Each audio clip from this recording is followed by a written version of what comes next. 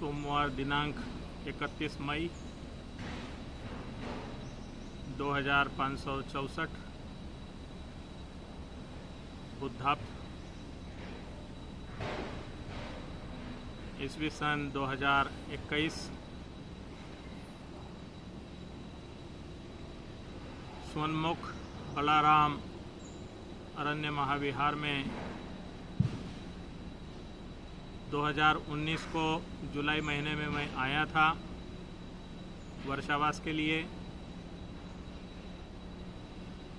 वर्षावास होने के बाद 1.5 माह के लिए भारत में आवश्यक कामों से गया था। उसके बाद 10 दिसंबर से थाईलैंड में 2019 से हूँ। मेरा 25वां वर्षावास इसी सोनमुख बलाराम में हुआ। बीच में लगभग 3.5 महीने में उत्तर थाईलैंड में गया हुआ था घूमने के लिए। कोरोना महामारी में लॉकडाउन के चलते उधर ही रुका। जुलाई में वर्षावास के लिए आया था। अभी लगभग 2 महीने पहले फिर उत्तर थाईलैंड में कुछ कार्यक्रमों में शामिल हुआ। अभी लगभग 20-22 दिनों से सोनमुख बलाराम में हूँ। मेरे पूर्व परिचित एक बुजुर्ग भंते जी हैं, प्रकुफत्र थम्मा कौन। वो मुझे 1991-92 के बीच जब औरंगाबाद में मैं एमए पढ़ रहा था तब औरंगाबाद में वो 3 महीने के लिए आए थे।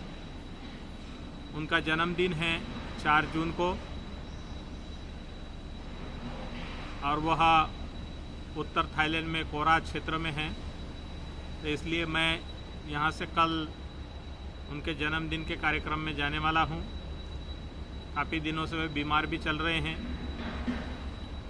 तो फिर उधर ही रुकना होगा क्योंकि सरकार के नियमों के हिसाब से 14 दिन सेल्फ क्वारंटाइन करना होता है जिस क्षेत्र में जाते हैं वहाँ पर।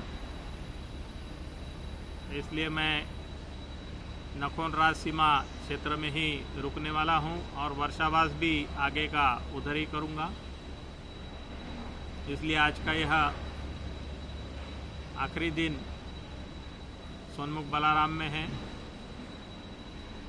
यह जो स्थान है ये ओपन सीमा है, भिक्षुओं का उपोषित कर्म करने की जगह है। पूज्य भिक्षु बुद्धदास जी इंदपइयों उन्होंने इस अरण्य महाविहार का निर्माण किया। मुक्ति के अभ्यास के लिए प्राकृतिक पेड़ पौधों के बीच निवास है। उन्होंने बौद्ध साहित्य का अध्ययन करने के बाद यह खोज के निकाला था कि सिद्धार्थ गौतम का जन्म भी जंगल में हुआ, पेड़ों के नीचे। उनको ज्ञान प्राप्ति भी जंगल में ही पेड़ के नीचे हुई और उन्होंने अपने शरीर को भी प्रकृति को समर्पित किया पेड़ों के बीच। तो इसलिए इस प्रकृति को समझना, जानना, पर्यावरण की रक्षा करना, अपने को जानना, यह उद्देश्य रख करके केंद्रों का निर्माण किया है उन्होंने। तो इस सोनमुख बलाराम की कई शाखाएं जगह जगह पर है। आज का यह इस सोनमुख बलाराम में निवास का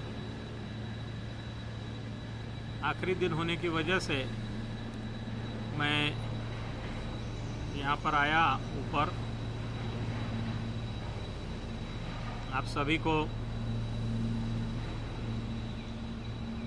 बुद्ध जयंती पर कार्यक्रम मनाने के लिए हार्दिक बधाई, मंगल कामनाएं। जो भी लोग इस कोविड जो बीमारी के चपेट में गुजर गए, उनको हार्दिक श्रद्धांजलि। उनके परिवारों पर जो मुसीबतें और मानसिक आघात पहुंचा है, उनको संवेदना। और सभी लोग अपने जीवन को सुरक्षित रखें, अच्छी तरह से रहें, मंगल कामना करता हूं। कल मेरा 54वां जन्मदिन मनाया गया। 55वां साल मेरे उम्र का शुरू हुआ। बहुत से लोगों ने फेसबुक और व्हाट्सएप पर बधाइयाँ दी है। सभी को हार्दिक मंगल कामनाएं, सभी का साधुवाद, सभी का जय मंगल हो, कल्याण हो, स्वस्थ मुक्ति हो।